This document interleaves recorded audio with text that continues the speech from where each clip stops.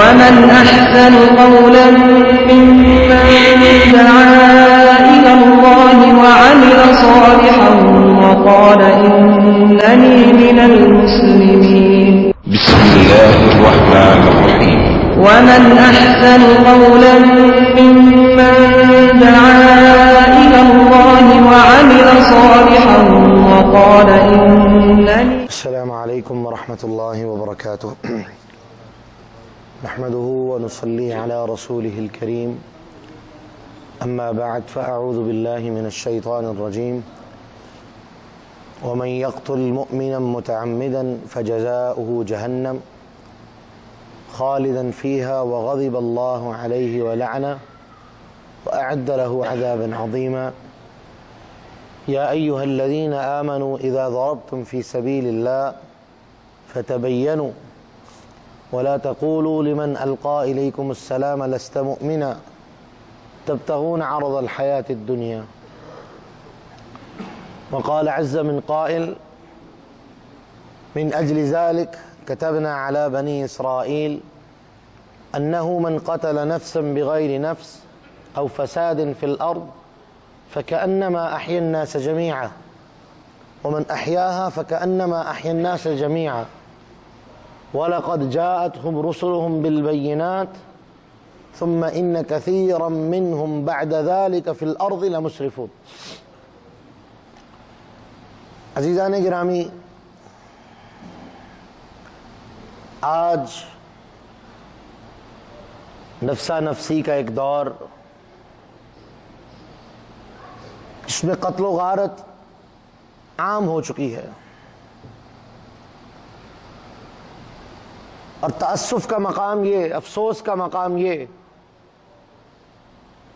کہ قتل و غارت کرنے والا بھی مسلمان ہے، نام نہاد مسلمان ہے، اور جن کو قتل کیا جا رہا ہے وہ بھی مسلمان ہے۔ پوری امت کے لیے یہ ایک لمحہ فکریہ ہے، ایک مخمصہ ہے، ایک سوچ ہے، ایک فکر ہے کہ کون حق پہ ہے اور کون غلط ہے، کون صحیح رستے پہ چلنے والا ہے، کون غلط رستے کا انتخاب کیے ہوئے ہے۔ نتیجہ انسان پریشانی کی ایک کیفیت میں عجیب و غریب طرح کے وسوسوں کا، عجیب و غریب طرح کی سوچوں کا شکار اور پریشانی، اور اس سارے جرم سے بڑھ کے بھی ایک بڑا جرم وہ یہ کہ نام نہاد مسلمان جب کسی دوسرے کو قتل کرنے لگتا ہے تو کیا کہتا ہے کہ میں جہاد کر رہا ہوں۔ کیا ایسا ہی ہے؟ آج اس مختصر وقت میں ہم مسلمان کی جو ایک شان، عظمت، رفعت اللہ سبحانہ و تعالی نے بنائی ہے اس کے بارے میں بات کریں گے۔ اللہ سے دعا ہے اللہ سبحانہ و تعالی ہمیں سمجھنے اور عمل کرنے کی توفیق عطا فرمائے۔ رسول اللہ صلی اللہ علیہ وسلم جس رات مکہ کو چھوڑ کے مدینہ طیبہ کے لیے ہجرت کے لیے نکلے، بڑی تکلیف ہوتی ہے کہ انسان جب اپنا تن، من، دھن، مال سب کچھ چھوڑ کے، رشتہ دار، اعزاء و اقارب، دوست، احباب، سارے تعلقات سب کچھ چھوڑ کے جب انسان ایک دوسرے شہر کی طرف چل دے جہاں آپ کا کوئی جاننے والا نہ ہو، جہاں آپ کا کوئی تعلق نہ ہو، اور یہ سارے کا سارا کام صرف اور صرف اللہ سبحانہ و تعالی کی رضا کے لیے ہو، یہ عمل اللہ کو اتنا پسند ہے کہ رسول اللہ صلی اللہ علیہ وسلم نے فرمایا الاسلام یہدم ما قبلہ والحجرۃ تہدم ما قبلہ۔ جو بندہ اسلام لے آتا ہے اللہ سبحانہ و تعالی اس کی پچھلی زندگی کے سارے گناہ معاف کر دیتے ہیں، اور جو بندہ اللہ کے لیے ہجرت کر لیتا ہے اللہ سبحانہ و تعالی اس کی بھی پچھلی زندگی کے سارے گناہوں کو معاف کر دیتے ہیں۔ لیکن تکلیف پھر بھی تھی۔ کس کا جی چاہتا ہے کہ وہ بیت اللہ کا متولی ہو، بیت اللہ کا رکھوالا ہو، بیت اللہ میں اٹھنے بیٹھنے والا ہو، اور اس کو دیس نکالا دے دیا جائے، یا اس کو اللہ کے لیے چھوڑ کے، بیت اللہ کو چھوڑ کے کسی دوسری جگہ جانا پڑ جائے؟ بڑی ہی تکلیف اور کرب کا مقام ہوتا ہے۔ یہی تکلیف یہی دل میں ایک آہ اور کرب رسول اللہ صلی اللہ علیہ وسلم کو بھی تھی کہ جب آپ بیت اللہ کو چھوڑ رہے تھے تو آپ کی آنکھیں آنسوؤں سے بھر تھی، آنسوؤں سے لبریز، اور اللہ کے رسول صلی اللہ علیہ وسلم بیت اللہ کو دیکھ رہے ہیں اور کیا کہتے ہیں؟ بیت اللہ، مجھے تجھ سے بڑی محبت ہے، تو اللہ کا گھر ہے، میں تجھ سے بڑی محبت کرتا ہوں۔ یہ وہ ایک محبت کا اظہار تھا جو اللہ سبحانہ و تعالی نے کسی بندے کے دل میں اپنے ان اماکن مقدسہ کے لیے رکھی ہے۔ لیکن اگلے ہی لمحے جو بات امام الانبیاء نے کہی وہ کائنات کو سمجھ لینے کے لیے کافی ہے، کائنات کے سامنے اشارہ کر دینے کے لیے کافی ہے۔ لیکن افسوس کہ پچھلی بات تو سب کو یاد ہے، لیکن یہ جملہ آج ساری انسانیت بھلا کے بیٹھی ہے۔ فرمایا بیت اللہ سنو، مجھے تجھ سے بڑی محبت ہے، میں تجھ سے بڑا پیار کرتا ہوں، لیکن تو گواہ ہو جا، تو جان لے کہ اللہ سبحانہ و تعالی نے ایک مومن کی عظمت اور شان اور وقار اور مقام وہ تیرے مقام سے زیادہ رکھا ہے۔ آج پوری دنیا کا عالم یہ ہے کہ انسانیت کا اور مسلمانوں کا قتل عام ہو رہا ہے۔ ایک لمحے کے لیے آج کوئی بیت اللہ کے بارے میں اپنی زبان سے کوئی غلیظ جملہ نکالے، ہم سب اپنے ایمان باوجود کمزور ایمان کے اس کی گردن تک پہنچ جائیں گے۔ لیکن مومن، ان کی عزتوں کو پامال کیا جا رہا ہے، مومن کی عزتوں کو تار تار کیا جا رہا ہے، لیکن کوئی پوچھنے والا نہیں۔ بیت اللہ کی عظمت اپنی جگہ مسلم، ہر کوئی اسے تسلیم کرتا ہے، لیکن ایک مومن کا جو مقام اللہ کے رسول نے بیان کیا وہ آج کسی کو نظر نہیں آتا۔ اور یہاں تک کہ اللہ کے رسول صلی اللہ علیہ وسلم نے واضح فرما دیا، صحیح البخاری اور مسلم کی متفق علیہ روایت، اللہ کے رسول نے فرمایا لوگو خیال کرنا، سباب المسلم فسق وقتالہ کفر، جو مسلمان کو گالی دے وہ کیا ہے؟ فرمایا یہ فاسق ہے۔ فاسق یہ کفر سے نیچے کا درجہ ہے، یعنی ایک ایسا عمل جو انسان کو اسلام سے نکال کے کفر کے قریب ترین کر دیتا ہے۔ اور ساتھ ہی کیا کہا؟ وقتالہ کفر، اور جو شخص مسلمان کے ساتھ لڑائی کرنے والا ہے، مسلمان کو مارنے والا ہے، مسلمان کی گردن پہ مارنے والا ہے، فرمایا وہ کفر کرنے والا ہے۔ آج ہم اپنی محلے کی لڑائیاں، ذاتی لڑائیاں، رشتہ داروں کی لڑائیاں، ان سے ایک لمحے کے لیے ذرا قطع نظر ہو کے ذرا ان لوگوں کی سوچ کی طرف دیکھیں جو مسلمانوں کا قتل عام ایسے کر رہے ہیں، لا الہ الا اللہ پڑھنے والوں کا قتل عام ایسے کر رہے ہیں جیسے گاجر اور مولی کو کاٹ کے یوں ہی پھینک دیا جاتا ہے۔ کیا یہ اسلام ہے؟ اللہ کی قسم اسلام نہ ایسا دین ہے، نہ اسلام کی دعوت ایسی ہے، بلکہ اسلام تو محبت، بھائی چارہ، اخلاص، آپس میں جوڑنے کا مذہب ہے، امن اور سکون کا مذہب ہے۔ اسلام نے تو ان کے اوپر بھی ہاتھ اٹھانے کی اجازت نہیں دی جو کافر ہیں، جو مشرک ہیں، جو کفار ہیں، مسلمانوں کے ساتھ دشمنی کرنے والے ہیں، اسلام نے تو ان کے اوپر بھی ہاتھ اٹھانے کی اجازت نہیں دی۔ کب تک؟ جب تک میدان جہاد میں تم آمنے سامنے نہ آ جاؤ اور وہ پہل نہ کر دیں تب تک اسلام نے اجازت نہیں دی۔ اور فطرت، اس دین کی فطرت، دین اسلام کی فطرت اللہ سبحانہ و تعالی نے کس چیز پہ رکھی ہے؟ امن پہ۔ اسلام کا نام ہی امن ہے۔ یہی وجہ ہے کہ رسول اللہ صلی اللہ علیہ وسلم نے ان تمام چیزوں کو جن کا انتخاب اللہ سبحانہ و تعالی نے آپ کو کرنے کا حکم دیا کہ یہ چیز ہے، یہ چیز ہے، آپ انتخاب کیجئے، آپ نے جس چیز کا بھی انتخاب کیا فطرت کا انتخاب کیا۔ آپ معراج کی رات آسمان پہ گئے، جنت میں آپ کی مہمان نوازی کے لیے آپ کو 3 پیالے پیش کیے گئے، ایک میں شہد، ایک میں دودھ اور ایک میں شراب۔ تو رسول اللہ صلی اللہ علیہ وسلم نے دودھ کے پیالے کو منتخب کیا۔ رب العالمین نے آواز دی، اے محمد صلی اللہ علیہ وسلم اخذت الفطرہ، اخترت الفطرہ، آپ نے فطرت کا چناؤ کیا ہے، آپ نے فطرت کو منتخب کیا ہے۔ اسلام دین فطرت ہے، اور اسلام کی فطرت اللہ سبحانہ و تعالیٰ نے امن بنائی ہے۔ یہی وجہ ہے کہ رسول اللہ صلی اللہ علیہ وسلم خود اپنی زبان مبارک سے بیان فرماتے ہیں، امرت ان اقاتل الناس، اللہ نے مجھے حکم دیا ہے میں لوگوں سے لڑوں۔ کب تک؟ حتی شہدوا لا الہ الا اللہ، یہاں تک کہ وہ کلمہ طیبہ کا اعلان کر دے۔ یعنی کفار کے ساتھ عام طور پہ لڑنے کی اجازت تھی، لیکن اللہ کے رسول نے اپنی سنت سے واضح کر دیا کہ لڑائی مسائل کا حل نہیں ہے، دین اسلام کو پھیلانے کے لیے لڑائی حل نہیں ہے۔ مسلمان کسی کافر کو قتل کرے اس لیے کہ وہ کلمہ پڑھنے سے انکار کر رہا ہے، مسئلے کا یہ حل نہیں ہے۔ اس تک اپنا اخلاق لے کے جاؤ، اپنا عمل لے کے جاؤ، اپنے دین کا ابلاغ اس تک کرو، وہ اعلان کرنے پہ مجبور ہو جائے، قبول کرنے پہ مجبور ہو جائے۔ اگر تلوار کی نوک سے دین مسلط کرنا ہوتا تو رسول اللہ صلی اللہ علیہ وسلم رب العالمین سے پہلے دن سے ہی مانگ لیتے، اللہ مجھے اتنی قوت دے دے کہ پوری دنیا پہ میں تلوار کے ساتھ دین کا نفاذ کروں۔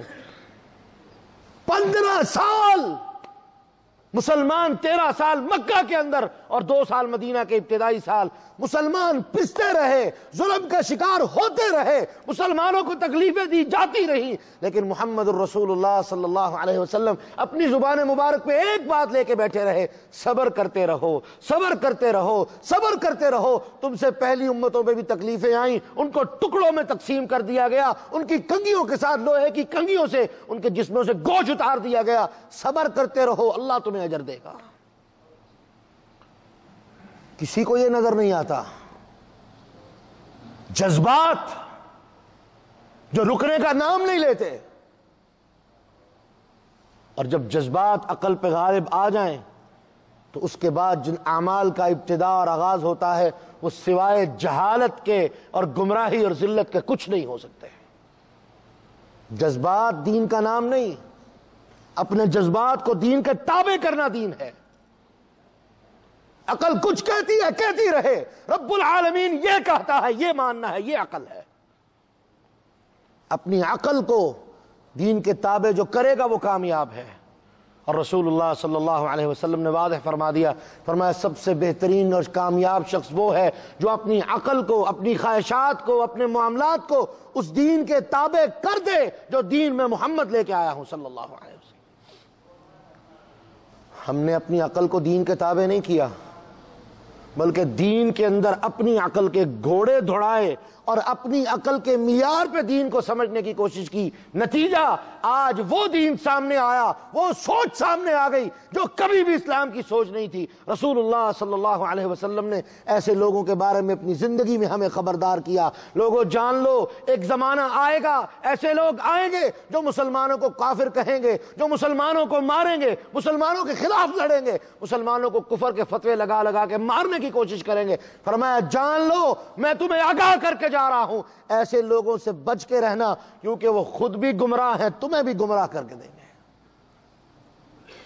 آج یہ ارہابیت کے نام پہ جو فتنے اٹھے ہوئے ہیں، جو خود مسلمان ہونے کا دعویٰ کرتے ہیں، اور ان کی حقیقت کیا ہے کہ وہ مسلمانوں کو مار رہے ہیں، اللہ کی قسم یہ اسلام کبھی بھی نہیں ہے، اور نہ وہ لوگ مسلمان ہیں جو یہ کام کر رہے ہیں۔ وہ خوارج کا گروہ ہے، وہ خوارج ہیں جن کو اسلام نے باہر نکال دیا ہے، اور یہ کہہ کے باہر نکالا ہے کہ یہ خود بھی گمراہ ہیں، جو ان کے پیچھے چلے گا وہ بھی انہیں بھی یہ گمراہ کر دیں گے۔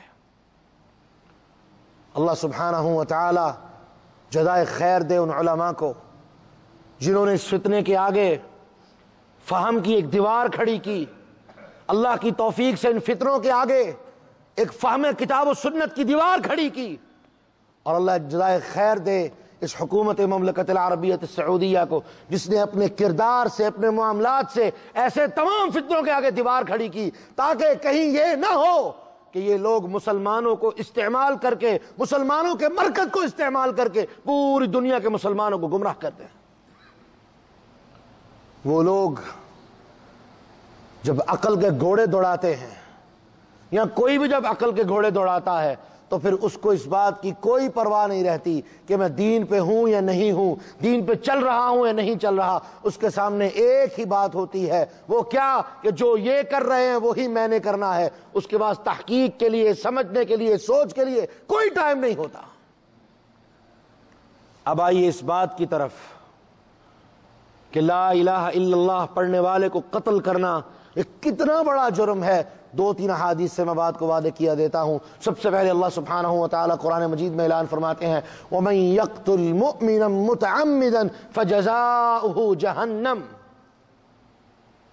جس شخص نے کسی مسلمان مومن کو قتل کیا متعمدًا، جان بوجھ کے، جان بوجھ کے مراد یعنی اس کے ذمے اس کا قتل نہیں تھا، کیونکہ کسی کے ذمے کسی پہ قتل لازم تب آتا ہے کہ اس نے اس کے کسی رشتہ دار کو قتل کیا، بدلے میں اس کو بھی وہ قتل کرے گا، یہ اسلام کا اصول ہے۔ لیکن وہ خود وہ کام خود نہیں کرے گا بلکہ عدالت میں جائے گا، ہر عدالت فیصلہ کرے گی کہ اس کی گردن مار دو۔ قانون کو اپنے ہاتھ میں لینے کی اجازت نہیں دی گئی، عدالتوں کو اسی لیے بنایا گیا تاکہ انصاف کے مراکز قائم ہو اور وہاں سے انصاف حاصل ہو۔ فرمایا فجزاؤہ جہنم، جو یہ کام کرنے والا ہے اس کا ٹھکانہ ہمیشہ ہمیشہ کے لیے جہنم ہے۔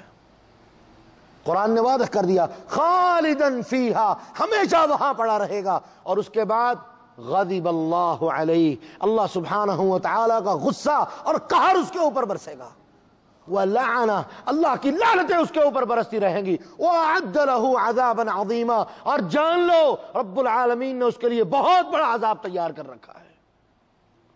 لیکن کیا کریں جب شیطان عقل پہ پردہ ڈال دے، جب شیطان عقل کے سوچنے کے دروازوں کو بند کر دے اور ان پہ بیٹھ جائے، پھر انسان کی سوچ کام نہیں کرتی کہ وہ صحیح کر رہا ہے یا غلط کر رہا ہے۔ وہ اتنا جانتا ہے جو میں کر رہا ہوں وہ دین ہے، حقیقت میں وہ ذلت اور گمراہی کے رستے پہ چل رہا ہے۔ اسی لیے ہم کیا کہتے ہیں کہ لوگوں دین کو سمجھ، لیکن یہ 3 باتیں، 2 بنیادی باتیں اور اس کے ساتھ ایک تیسرا طریقہ وہ یاد رکھو۔ اللہ کی کتاب دین ہے، سنت رسول اللہ دین ہے، اور فہم السلف یعنی صحابہ، تابعین، تبع تابعین، جس طرح ان لوگوں نے دین کو سمجھا، جس طرح ان لوگوں نے دین کو قبول کیا، امت تک پہنچانے کا حق ادا کیا، یہ لوگ دین کو سب سے بہترین طریقے پہ سمجھنے والے تھے۔ ان لوگوں کی فہم کے مطابق اللہ کی کتاب سے دین لو، سنت رسول اللہ سے دین لو، فتنہ فساد کا کوئی رستہ باقی نہیں رہے گا۔ لیکن افسوس، ہر بندہ اپنی اپنی مسجد بنا کے بیٹھ گیا، ہر بندہ اپنے اپنے امام لے کے بیٹھ گیا۔ جب انسان خیر کے رستے کو چھوڑ دے، اور قرآن نے جو اسلوب بیان کیا ہے واضح ہے کہ سچا رستہ، سیدھا رستہ وہ ایک ہے، اور گمراہی کے رستے ایک نہیں، 1000 بھی نہیں، لا تعداد ہے۔ ہم جب اللہ سے دعا کرتے ہیں تو کیا دعا کرتے ہیں؟ اہدنا الصراط المستقیم، اللہ ایک رستہ جو صراط مستقیم ہے وہ ایک ہے، سیدھا رستہ ہے، اللہ ہمیں اس کی طرف ہدایت عطا فرما۔ اور قرآن نے جب دوسرے رستوں کی بات کی تو قرآن نے کہا سبل السلام، ان کے لیے سبل جمع کا لفظ بولا، سبل سبیل ان کی جمع، رستوں کی جمع، یعنی گمراہی ایک رستے پہ سے نہیں آتی، وہ ہزاروں اور لا تعداد رستوں سے آتی ہے اور انسان کے اوپر مسلط ہو جاتی ہے۔ تو قرآن نے واضح کر دیا کہ جو شخص کسی مومن کو جان بوجھ کے قتل کرے گا جہنم میں ہمیشہ ہمیشہ پڑا رہے گا، اللہ کا قہر نازل ہوگا، اللہ کی لعنتیں اس کے اوپر برسیں گی۔ اگلی آیت، جو اس سے اگلی آیت سورہ نساء میں ہی اللہ سبحانہ و تعالی بیان فرماتے ہیں، ایسا ہوا کہ جناب خالد ابن ولید رضی اللہ تعالی عنہ، اللہ کے رسول صلی اللہ علیہ وسلم نے ان کو ایک لشکر کے ساتھ بھیجا، تو کیا ہوا؟ اس لشکر کو اسلام قبول کرنے کے بارے میں نہیں پتا تھا، لیکن پوری کی پوری قوم جب انہوں نے مسلمانوں کی آمد کا سنا، پوری کی پوری قوم جناب خالد ابن ولید اور ان کے لشکر کے وہاں پہنچنے سے پہلے کچھ نہیں جانتے تھے، ان لوگوں نے 2 کام کیے، السلام علیکم السلام علیکم، یا سلام سلام سلام، یہ لفظ کہنا شروع کیا اور سجدوں میں گر گئے، یہ ظاہر کرنے کے لیے کہ ہم مسلمان ہیں، اپنے آپ کو تمہارے سپرد کرتے ہیں، تم ہمارے ساتھ زیادتی نہ کرو، ہمیں قتل نہ کرو، چھوڑ دو، ہماری حالت پہ چھوڑ دو، ہم اسلام قبول کرنے کے لیے تیار ہیں۔ جناب خالد ابن ولید رضی اللہ تعالیٰ عنہ نے کیا کہا کہ یہ لوگ اس ہمارے ڈر کی وجہ سے یہ ایسا کرنے پہ مجبور ہوئے ہیں، لہذا ان کے اس عمل کو قبول نہیں کیا جائے گا، ان کی گردنوں کو اتار دو۔ پوری قوم کو قتل کر دیا گیا، اور وہ غالباً 400 کے قریب لوگ تھے۔ رسول اللہ صلی اللہ علیہ وسلم تک یہ بات پہنچی، سخت غمگین ہوئے، سخت تکلیف ہوئی، سخت پریشانی آئی، اور کتنی پریشانی کہ صحابہ کہتے ہیں اللہ کی قسم اتنی تکلیف، غم، پریشانی اور شدت کے آثار ہم نے رسول اللہ صلی اللہ علیہ وسلم کے چہرے پہ نہیں دیکھے۔ اور آپ ہاتھ اٹھا کے بیٹھے اللہ کے سامنے اور کیا دعا کر رہے ہیں، اللہ جو کام خالد نے کیا ہے، اللہ میں محمد اس سے بری الذمہ ہوں، میں نے یہ کام نہیں کیا، اللہ نہ میں نے خالد کو یہ کام کرنے کے لیے کہا تھا، اللہ مجھے بھی معاف کر دے، خالد کو بھی معاف کر دے۔ رسول اللہ صلی اللہ علیہ وسلم اللہ کے حضور دعا کر رہے ہیں، اور یہ ترمذی کی روایت ہے، کتاب التفسیر کے اندر سورہ نساء کی تفسیر میں موجود ہے، جہاں ہر کوئی دیکھ سکتا ہے، ترمذی ہر کسی کے پاس موجود ہے، ہر کسی کی اس تک اپروچ ہے، لیکن کیا ہے کوئی سمجھنے کے لیے تیار نہیں، جذبات غالب آ گئے، اور اسی چیز کا نام غلو ہے۔ غلو کبھی شر کے رستے میں بھی ہوتا ہے، کبھی خیر کے اندر رہ کے بھی ہوتا ہے۔ اللہ سبحانہ و تعالیٰ نے ہمارے بارے میں کیا کہا، وَكَذَلِكَ جَعَلْنَاكُمْ أُمَّةً وَسَطًا، ہم نے تمہیں ایک درمیانی امت بنایا جو بہترین رستے پہ چلنے والی ہے، نہ افراط کے اندر جائے گی نہ تفریط کے اندر جائے گی، بہترین رستے پہ چلنے والی امت ہو۔ جب تک ہم بہترین رستے پہ رہے، ہم خیر پہ رہے، جب ہم نے افراط کا رستہ اختیار کیا تب بھی ذلیل ہوئے، جب تفریط کی طرف گئے تب بھی ذلیل ہوئے۔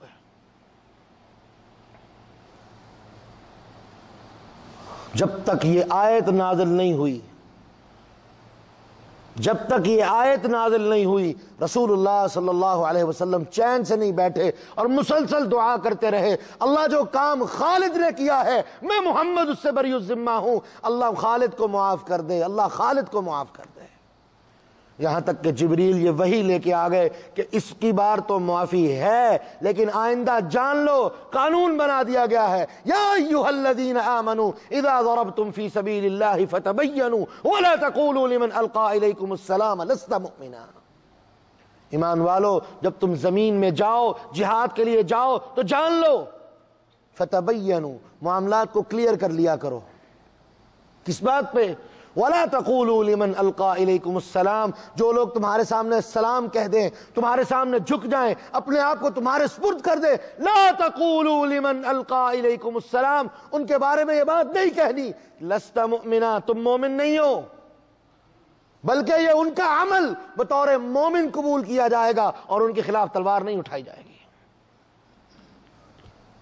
اگر یہ لوگ سلام نہ بھی کریں، مسلمانوں کے آنے کے ڈر پہ انہوں نے تلواریں نہیں اٹھائیں، انہوں نے اپنے آپ کو بٹھا لیا، مسلمانوں کے خلاف نہیں اٹھے، ایسی قوم کے خلاف بھی اللہ کے رسول صلی اللہ علیہ وسلم نے تلوار اٹھانے سے منع کر دیا۔ کب تک؟ اسلام تو وہ دین ہے کہ جہاد کے میدان میں کھڑے ہو، اللہ کے رسول صلی اللہ علیہ وسلم نے حکم دیا مخالف کو دعوت دو، اسلام کے لیے دعوت دو، قبول کر لیں تو ٹھیک، نہ قبول کریں تو انہیں کہو بھی ٹھیک ہے تم اسلام قبول نہ کرو، کافر ہی رہو، لیکن ہمارے تسلط میں آ جاؤ، ہمیں جزیہ دو، ہم تمہاری حفاظت کریں گے، تمہیں سہولتیں دیں گے، تمہیں اسلام کے اندر مسلمانوں کی اسٹیٹ میں رہتے ہوئے ہر سہولت میسر ہوگی، ٹیکس دو، اس کے بھی راضی ہو جائیں ٹھیک، نہیں تو انتظار کرو جب تک وہ حملہ نہ کر دے تب تک تم نے اپنی تلواریں نہیں نکالنی۔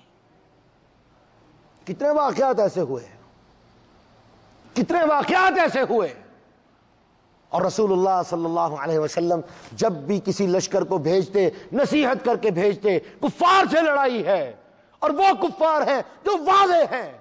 آج تو مسلمان کو مارتا پھر رہا ہے، نام نہاد مسلمان کو مارتا پھر رہا ہے، کفار کے خلاف لڑائی۔ امام الانبیاء لشکر بھیجنے والے نصیحت کیا کی؟ سب سے پہلے کسی عورت پہ ہاتھ نہیں اٹھانا، بچے پہ ہاتھ نہیں اٹھانا، کسی بابے کو نہیں مارنا، اس کے بعد جان لو لاشوں کے ساتھ بدتمیزی اور بے حرمتی نہیں کرنی، اس کے بعد یہ جو 3 باتیں میں نے آپ کے سامنے ابھی بیان کی، دعوت دو، جزیے کے لیے کہو، جب تک وہ حملہ نہ کرے انتظار کرتے رہو، اس کے بعد فرمایا اگر بستی میں اذان کی آواز سنو تو بھی سمجھ لینا مسلمان موجود ہیں، وہاں سے نکل جانا۔ اگر بستی کی آواز سنو اور بستی میں داخل نہیں ہوئے، وہیں سے اپنے رخ کو موڑ لینا اور واپس چلے آنا۔ اسلام نے تو اتنی باتیں کی، آج ان کے سامنے لا الہ الا اللہ پڑھنے والے موجود ہیں اور وہ گولیاں مارتے ہوئے فخر محسوس کرتے ہیں۔ اور یہ کون ہے؟ اللہ سبحانہ و تعالیٰ کے ہاں یہ کتنی بری مخلوق ہے۔ ابن ماجہ میں روایت موجود ہے، عمران بن حسین رضی اللہ تعالیٰ عنہ بیان فرماتے ہیں، اللہ کے رسول صلی اللہ علیہ وسلم کے سامنے میرا ایک رشتہ دار تھا، مسلمان ہوا، جہاد کے لیے گیا، اس نے بھی ایسا ہی کام کیا، لڑتے لڑتے وہ ایک کافر کی گردن پہ نیزہ مارنے لگا، اس نے کلمہ پڑھ دیا۔ اب ایک فطرتی بات ہے، فطرت کی بات ہے، سوچنے کی بات ہے کہ ایک بندہ اگر تلوار کے ڈر کی تلوار آپ نے اس کے اوپر اٹھائی ہوئی ہے اور ایک سیکنڈ میں آپ اس کی گردن اتار دیں گے، وہ کلمہ پڑھنا شروع کر دے، اس کا کیا مطلب ہے؟ کہ ڈر کے کلمہ پڑھ رہا ہے۔ عام طور پہ یہی مطلب لیا جاتا ہے۔ انہوں نے کہا اچھا اب نیزہ نظر آیا، کلمہ پڑھنا شروع کر دیا، اس کے حلق میں نیزہ مار دیا۔ بات رسول اللہ صلی اللہ علیہ وسلم تک پہنچی اور آپ نے وہی بات کہی، آپ نے فرمایا اللہ کی قسم یہ اسلام نہیں ہو سکتا، جو تم نے کیا ہے تم اس کے ذمہ دار ہو، اللہ سے معافی مانگو، اللہ سے معافی مانگو، یہ اسلام نہیں ہے۔ عمران ابن حسین کہتے ہیں کچھ دیر کے بعد ان کا انتقال ہو گیا، ہم ان کو دفن کر کے آئے، رات گزری، صبح ہوئی، کیا پتا چلا کہ ان کی لاش قبر سے باہر پڑی ہے۔ ہم نے سوچا شاید کسی نے شرارت کی ہوگی، گئے دوبارہ ان کی لاش کو دفن کیا، قبر بند کی، آ گئے۔ دوسرے دن پھر یہی خبر کہ ان کی لاش قبر سے باہر پڑی ہوئی ہے۔ ہم نے سوچا شاید کوئی یہودی یا عیسائی یا کوئی اور منافقین کا گروہ کوئی شرارت کر رہا ہے۔ ہم نے ان کی لاش کو دوبارہ دفن کیا اور 2-3 لڑکوں کی ڈیوٹی لگا دی کہ ان کی حفاظت کرتے رہو، قبر کی حفاظت کرتے رہو تاکہ یہ میت کی بے حرمتی نہ کریں۔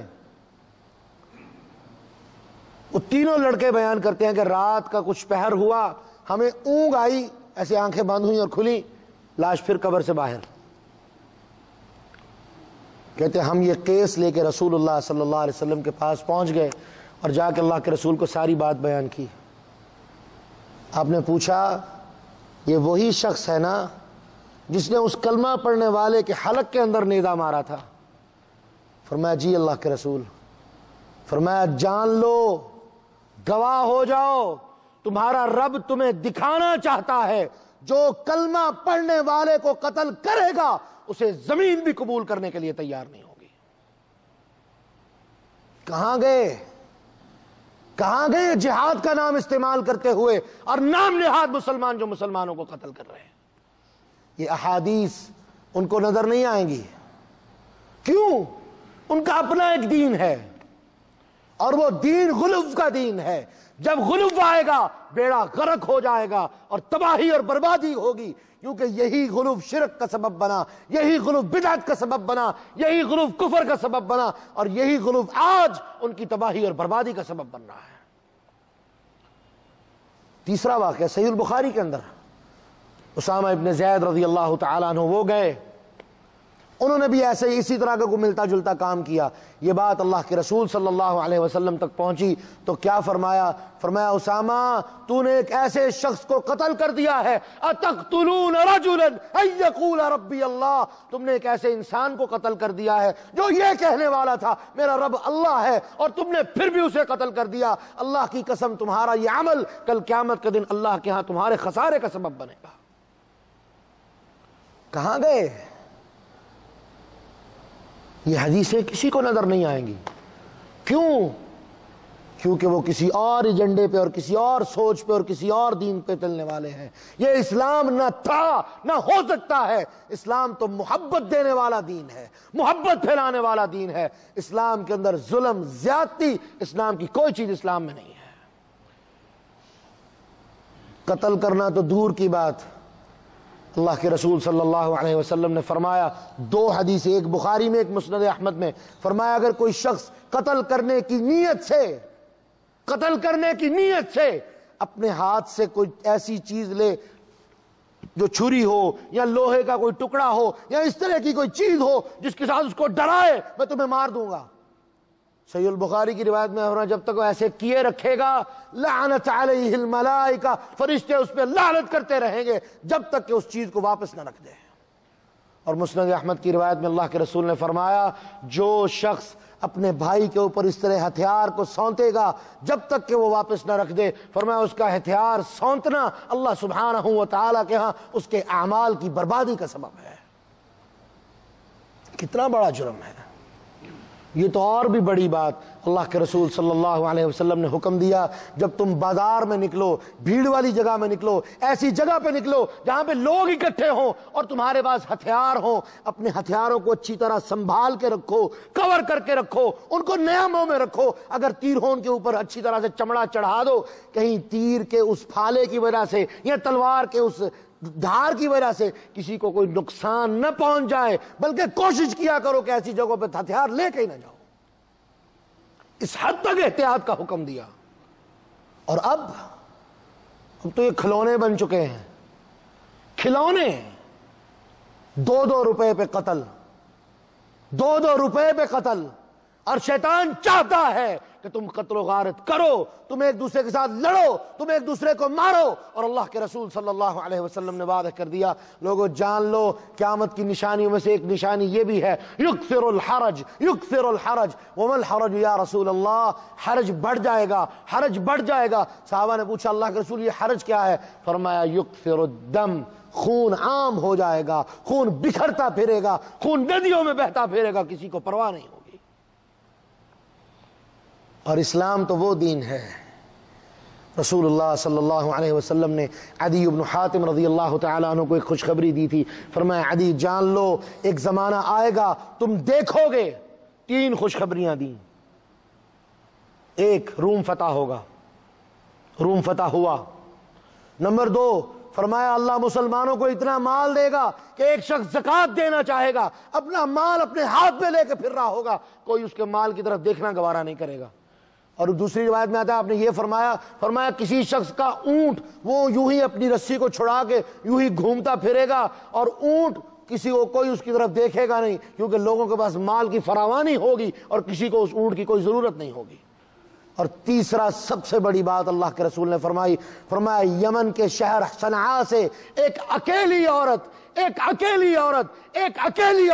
حج کے لیے آئے گی اور پورے رستے میں کوئی اس کی طرف آنکھ اٹھا کے نہیں دیکھے گا. اکیلی عورت، مرد بھی نہیں، ایک اکیلی عورت.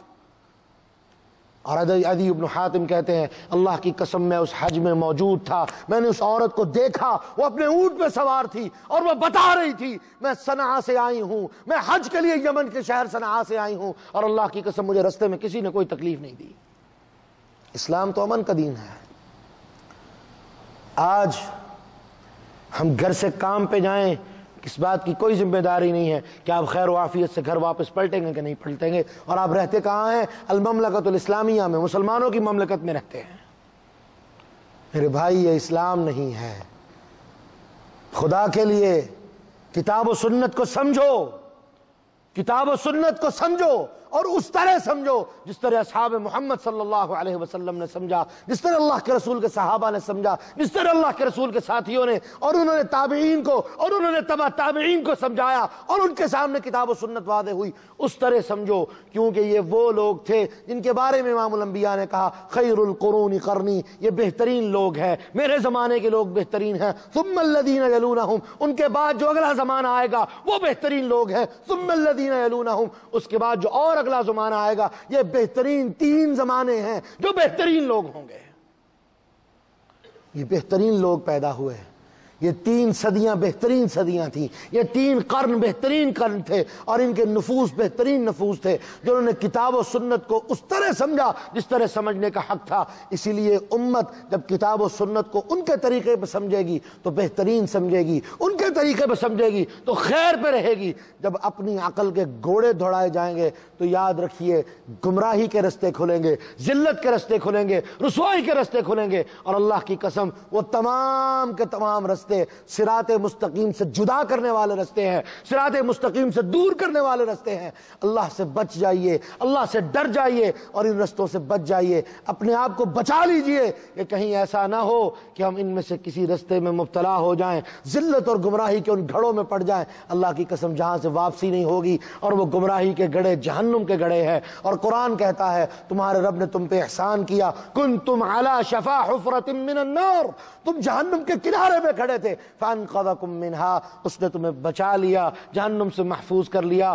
ہمیں اللہ کا شکر کرنا چاہیے، اللہ نے کتاب و سنت دے کے، کتاب و سنت عطا کر کے ہمیں جہنم سے بچا لیا، ہمیں جنت کے رستے پہ لا کے کھڑا کر دیا۔